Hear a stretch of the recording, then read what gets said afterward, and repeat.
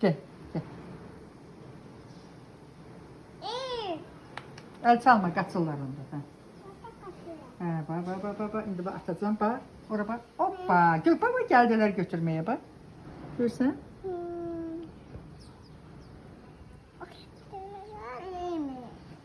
Sen böyle stoplasın ben göremez.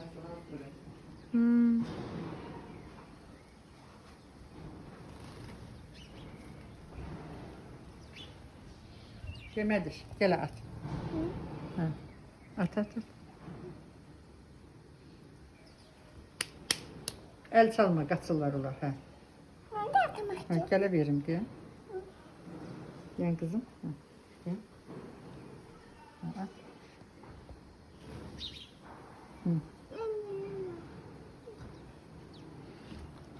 El çalma.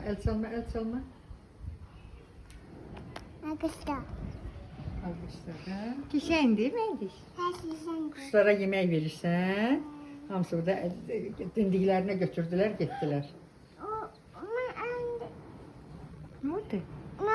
Elvedeydi. Neyine, eviyor neyine. Bizler tok oldular deyəsən.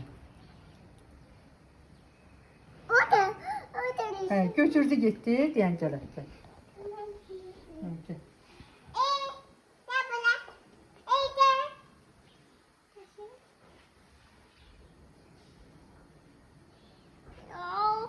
Ne oldu?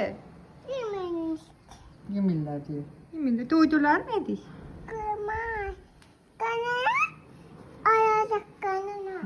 Çok yediler, karınları ağrıyacak. Sağ ol elə şey dizişlərə. Aşkım. Yok, getdilər də üzeydə. Az qalır, Gəlirlər, 2-3 dəqiqə quş qalır. Yok, yüzlər Doydular doydular da, da. bir yaxdan yeyirlər. Gələ. Gel. Bir dəqiqə, gəl.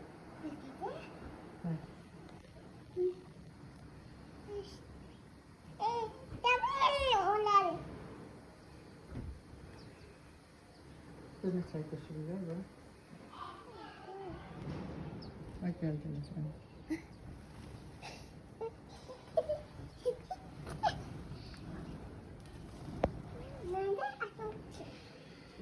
Gel.